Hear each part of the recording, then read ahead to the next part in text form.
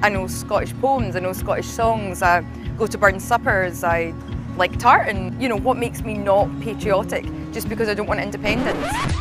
In the run-up to the Scottish independence referendum in 2014, you're going to hear a lot of nonsense on both sides of the debate. You're going to see a lot of misinformation, a lot of fear-mongering and a lot of mudslung.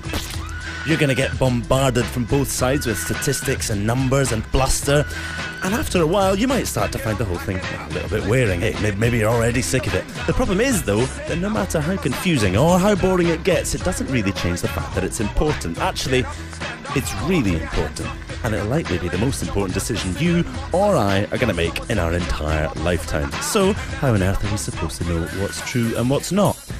Well, it's funny you should ask that. Buckle up, people, this won't take long. It's very much the best of the best, the creme de la creme. Time wasters need not apply for the top 10 unionist myths debunked.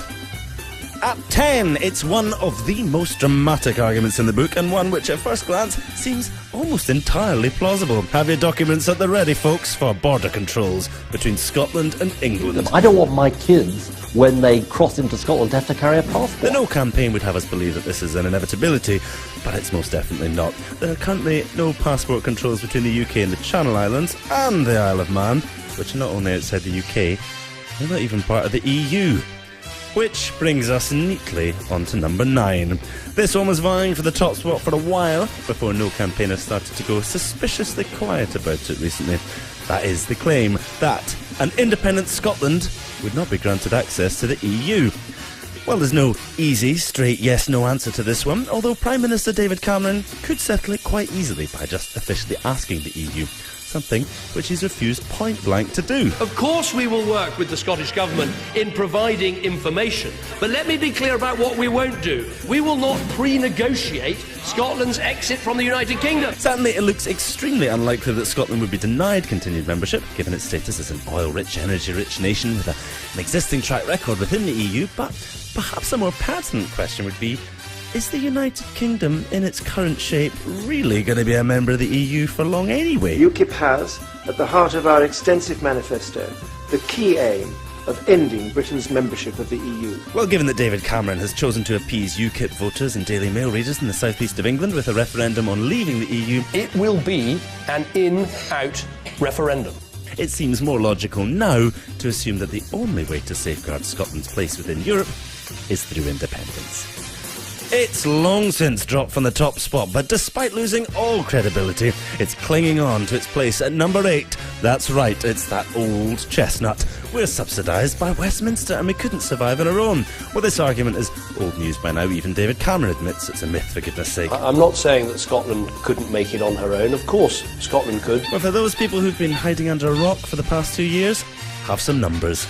Scotland pays 9.4% of UK tax, with just 8.4% of the UK's population, which technically means we subsidise the rest of the UK. And a report last year from the Centre of Economics and Business Research, which sounds fairly impressive, I mean it's got the word centre and economics in it, concluded that Scotland received no net subsidy. In at 7, it's the UK Armed Forces. Scotland would be defenceless and lose thousands of military jobs. Well, sure, we might not be able to send troops off to invade Middle Eastern countries in direct contravention of international law, but well, we never really wanted to do that anyway. I'm doing it because I think it's the right thing to do. Seriously though, Scotland's share of defence spending is about 3.5 billion a year, of which less than 2 billion is actually spent in Scotland. So, even if we kept up defence spending exactly as it is now, we'd end up with 1.5 billion extra to play with, which should be nice. The thousands of jobs, though, that would supposedly be lost refers largely to the Clyde shipyards, who rely on the Royal Navy for contracts, although there's actually no reason that defence jobs in the Clyde would stop post-independence. In fact, it's even been suggested that they could do even better. At 6, like a bolt from the blue, it's an appeal to our good neighbourliness. We would be dooming England to perpetual Tory rule. On the face of it, this one does sound quite likely, and assuming that all Scots hate the Tories, which obviously we do, it seems a bit cruel to just dump them on the English. The thing is, though, we wouldn't. The idea that Scotland has any influence whatsoever over Westminster elections is a bit of a myth. Let's take a look. The 1945 Labour government without Scotland's votes would still have been Labour. The 1950 Labour government would still have been Labour. The 1951 Tory government would still have been Tory. 1955 would still have been Tory. 1959 would still have been Tory. The 1966 Labour government would still have been Labour. 1970 would still have been Tory. 1974 would still have been Labour. The 1979, oh my God, it's Thatcher Tory government would still have been Tory. 1983 would still have been Tory. 1987 would still have been Tory. 1992 would still have been Tory. The 1997 landslide New Labour government would still have been New Labour. 2001 would still have been New Labour. And 2005, well, yeah, you guessed it. In fact, in 2010, Scotland voted exactly the same way that it did in 2005, and well, look what we ended up with. Not quite the same thing we had in 2005, that's for sure. I mean, look at it, it's got two heads this time. On to the home straight now, and in at number 5, it's all about Alex Salmond and the SNP. We have a majority SNP government in the Scottish Parliament. That is not a democratic place in the conventional sense. It is a dictatorship of one man sitting in Bute House. Yep, Alex Salmond is a bit like a dictator, and the SNP want to create a one-party state. In all fairness, this kind of chat is pretty common amongst opponents of popular politicians.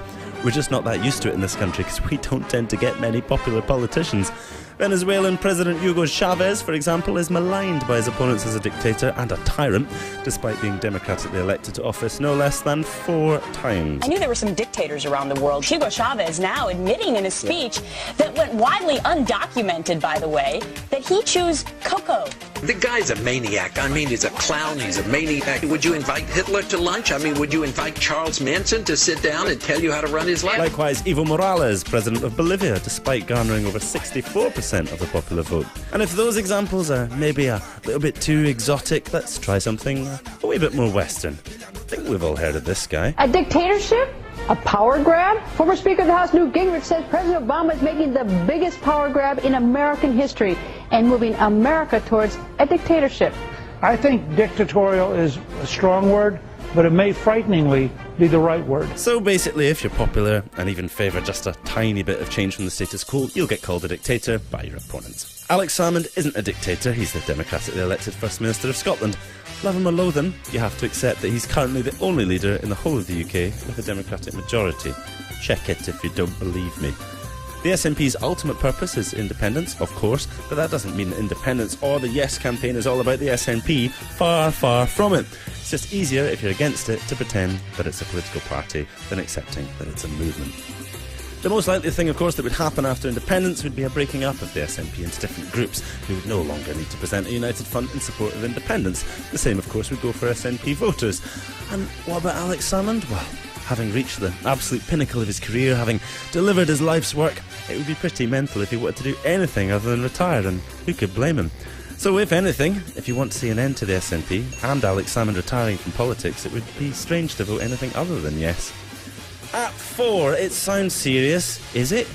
There's no way an independent Scotland could have survived the banking crisis. When our financial services and 2 of our banks got into very serious trouble, RBS and HBOS, it was the strength of the UK that actually saved the day. The cost of the 2008 RBS and HBOS bailout was 66 billion. Ouch! Scottish GDP in 2008 was only 145 billion. Oh, right. So of course we could have survived it. I say survive. Deal with it really easily would be more appropriate. The real question is, would we have allowed it to happen in the first place? At 3, it's maybe the oldest argument in the book, pish though it may be. As a Scottish rugby fan, I like to see the English getting stuffed as much as the next Scotsman, but I think we have more shared history and shared culture. Scottish independence is just anti-Englishness. Celebrating the murder of several hundreds of thousands of English people does not necessarily provide the best base on which to move forward. First of all, the UK consists of more than just Scotland and England. There's Wales and there's Northern Ireland too. You'd think the supporters of such a union would be aware of this, but apparently not. Secondly, if we must defend the point, Scottish independence supporters can count tons of English people among their ranks, just as the SNP, rather inconveniently, have English MSPs on their benches. It's about democracy, not where you were born or what your accent is. It's about self-determination. And that's why the people who'll be voting in the referendum are the ones who live here. And who gives a hoot where they were born? Other than the no campaigners, obviously, they do actually seem to care. Those struck me as slightly strange that my husband, who is English, and has lived in Scotland for many years will get a vote on Scotland's future, whereas my sister, who is Scottish but lives in England and has done for a similar length of time, will not be able to vote. Closing in on the top spot at number 2, it's that old defeatist when all else fails line. There are too many unanswered questions in the debate over Scottish independence. There are lots and lots of questions. Unanswered questions. It actually poses far more questions than it answers. There's just too many unanswered questions. Well, given that most of those questions tend to be some variation on all the things in this video, perhaps the complaint should really be all of our scaremongering questions keep getting answered quite sensibly. If you're a no campaigner, that must be quite annoying. The thing is that everything that happens in the future is unknown, whether we're independent or not. One thing we can surely agree on, though, is that the more control we, that's the people who live in Scotland, have over that future, the less unknowable it becomes. Which brings us to the most popular unionist myth ever. That's right, taking the top spot for the umpteenth time, in at number 1 by a country mile. That they may take our lives, but they'll never take our freedom! Yep, we are all a bunch of raving nationalists obsessed with Braveheart, Mel Gibson and the past. Actually, I think that's a clip from a different film. That's embarrassing. Ironically though, when it comes to nationalism, flag waving and patriotism, you need look no further than the No campaign. They never shut up about it. I'm Scottish and British. I'm proud to be Scottish. I'm very patriotic. What makes me not patriotic? Just because I don't want independence? I'm very patriotic, and it's because I'm patriotic that I don't want independence. If you like this video, please share it. Share it with a yes supporter, share it with a no supporter. It's fine, they're alright once you get to know them. Not Alistair Darling, obviously, he's weird, but some of them are alright. Like it, comment on it, watch it again. Most importantly though, stay informed and vote yes in 2014.